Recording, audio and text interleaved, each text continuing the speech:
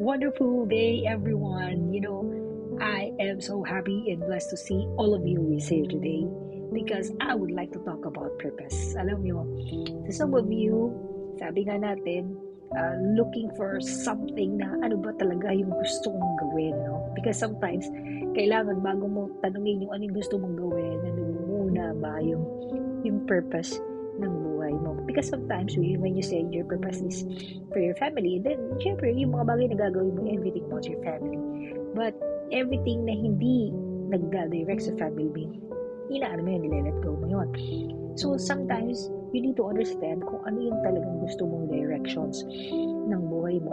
At yung directions na yun, dapat, yun yung nagfulfill ng purpose ng buhay mo. So, that's why today, tandaan nyo, pag sinabi nating purpose, dapat yan yung pinaka-core ng, ng mga bagay na ginagawa mo. Kasi, yung purpose na yan din ang magbibigay ng result.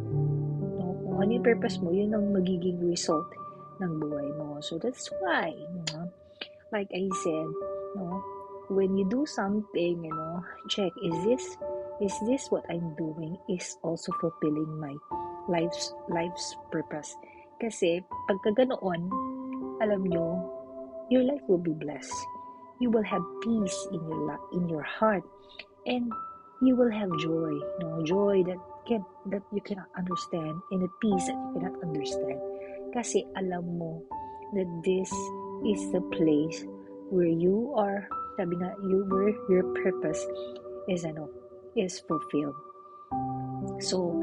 So like I said, lahat ng mga bagay na ginagawa natin, laging yung dikit doon sa kung ano yung purpose natin sa buhay. So that's why today, to some of you who I still try to look for something, ano ba ito may dikit sa purpose ko, redirect, reset, take a note, sulat mo, and then pray about it. Manalangin ka.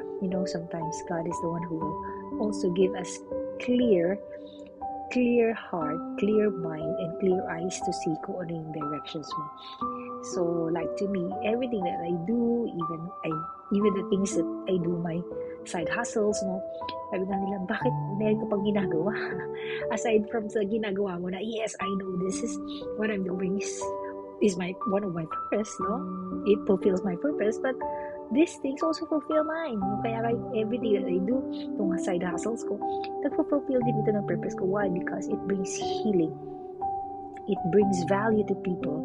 It blesses people. So, all those things, dikit siya. Kaya sabi ko, I like to do this business. So, that's why when I do this,